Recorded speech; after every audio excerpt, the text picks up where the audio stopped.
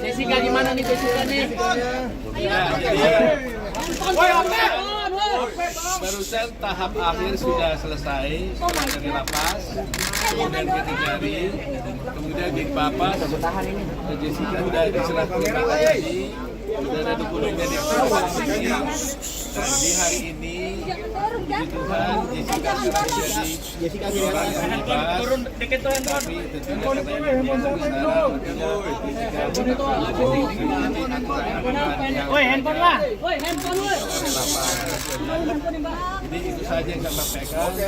Untuk lebih jelasnya nanti kita. Jessica kiri atas. Jessica 2 kalimat. Pertama kali keluar nih guys, mendengarkan guys. Diam. Artis diam.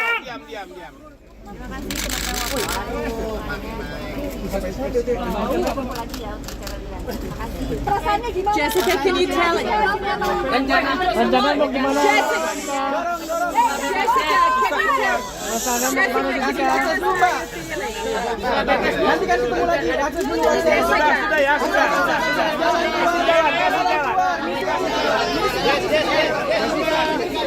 Download Tribun X sekarang, menghadirkan lokal menjadi Indonesia.